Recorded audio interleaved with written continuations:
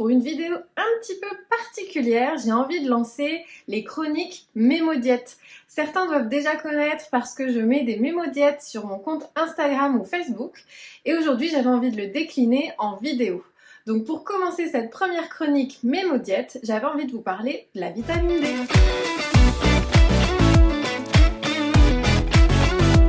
La vitamine D, appelée aussi calciférol, est une vitamine liposoluble. Liposoluble, ça veut dire soluble dans le gras. C'est d'ailleurs pour ça que vous la retrouvez dans vos ampoules ou vos petites fioles, dans de l'huile de colza.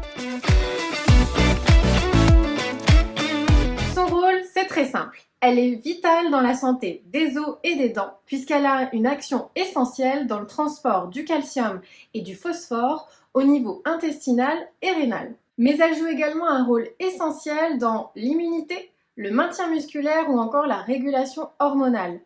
C'est d'ailleurs dans des études récentes qu'elle a prouvé son rôle bénéfique dans la diminution des cancers du sein.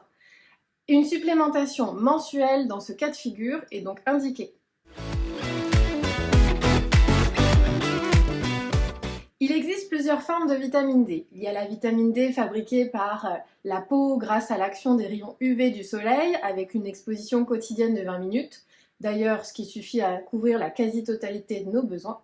Mais on a également la vitamine D apportée par l'alimentation avec la vitamine D2 d'origine végétale et la vitamine D3 d'origine animale. Mais où trouve-t-on cette fameuse vitamine D dans l'alimentation, direz-vous?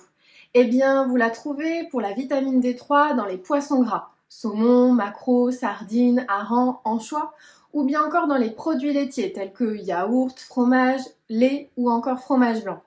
On la retrouve également dans les jaunes d'œufs ou encore le beurre et dans cette fameuse huile de foie de morue. Ça vous dit quelque chose? Pour la vitamine D2, vous la trouvez dans certains champignons tels que les cèpes ou bien encore les boissons végétales enrichies et certaines céréales. Finalement, quand faut-il vraiment supplémenter? En automne et en hiver, la luminosité et notre exposition est beaucoup plus faible, ce qui rend plus compliqué la couverture de nos apports en vitamine D. C'est à ce moment-là que c'est recommandé de complémenter notre alimentation avec une supplémentation en prenant nos ampoules mensuelles ou nos gouttes au quotidien. Quoi qu'il en soit, gardez toujours le réflexe de demander l'avis à un professionnel de santé avant de démarrer quelconque cure de complément alimentaire. Et finalement, quel risque si nous étions en carence en vitamine D?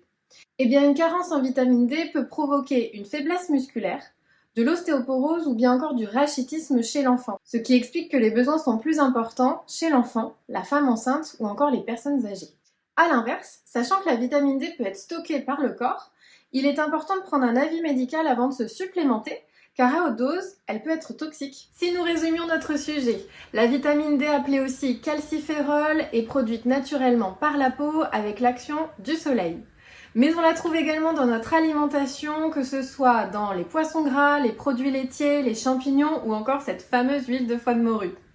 Quoi qu'il en soit, une supplémentation peut être nécessaire au cours de notre vie, que ce soit bébé, femme enceinte, personnes âgées ou encore en automne-hiver. Mais toujours avec la validation d'un professionnel de santé. J'espère que ma chronique Mémodiète vous aura plu et appris de nouvelles informations. En attendant la prochaine, je vous souhaite de prendre soin de vous, de votre santé, de votre bien-être. À bientôt!